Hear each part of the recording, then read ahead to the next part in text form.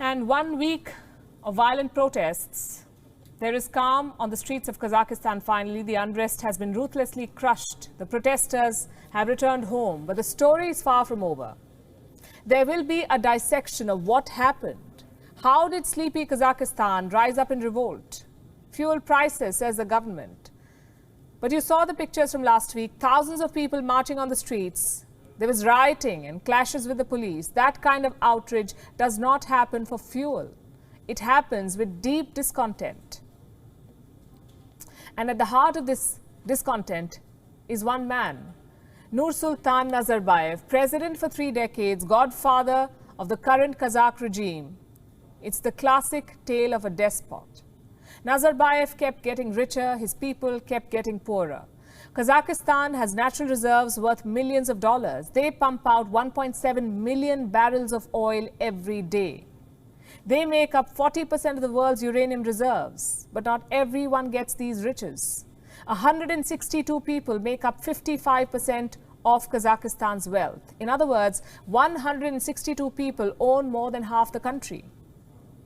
At the same time, Kazakhstan's minimum wage is $100 per month. So the ordinary people were not getting rich. Then who was? Nursultan Nazarbayev and his family.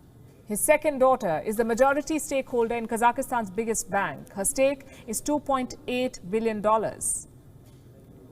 His grandson's father-in-law owns McDonald's franchisees in Kazakhstan and Belarus. His eldest daughter owns a massive portfolio in Britain. Reports say around 140 million pounds. Nazarbayev was never shy of spending this money.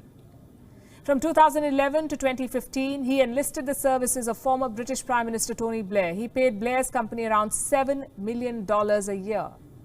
What did he get in return? Some prime ministerial advice, apparently. In 2012, he splurged again. Nazarbayev paid rapper Kanye West $2.7 million. What for? To perform at his grandson's wedding. This man is a mix of dictator and born villain. In 2010, he announced a mission for his scientists to find the elixir of life, basically to make him live longer, or forever perhaps. Needless to say, they failed. In 2019, at the age of 79, Nursultan Nazarbayev had to step down, but not before charting an impressive legacy. Kazakhstan's capital city is now named after him. It was called Astana once, now it is Nur-Sultan. He got to handpick the next president. Plus, he got a plum retirement post, chairman of the Security Council. No work, but all the power. Nur-Sultan thought he would sail into retirement, that people would celebrate his life, that museums would be built in his name. But the exact opposite has happened. The Kazakh people are on the streets protesting. And this is their slogan, old man out. No spoilers here. The old man is Nursultan Nazarbayev. Even his handpicked prodigy has abandoned him. First, he was removed from the Security Council, and on Tuesday, the current president fired a rare criticism at Nazarbayev. He blamed his predecessor for the wealth inequality in Kazakhstan. Listen to this. Thanks to the first president, the leader of the nation, a group of very profitable companies and a layer of wealthy people, even by international standards, have appeared in the country.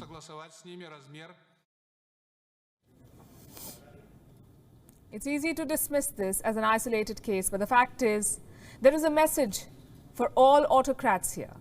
What happens when you leave office? Or if you die in office, nobody will remember you as the godfather of your nation.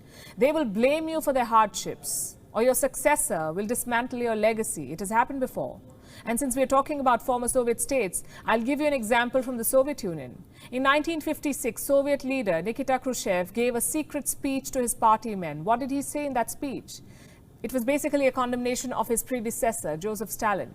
Khrushchev exposed Stalin's hunger for power, how he tortured and killed millions of people in gulags. When Khrushchev was done, there was utter silence. Rumor is the communist delegates could not even look at each other. This is what awaits most autocrats. If you keep accumulating money, if you keep exploiting your people, if you keep denying democracy, 2 things will happen. A, the people will topple you, or B, you will be condemned by history.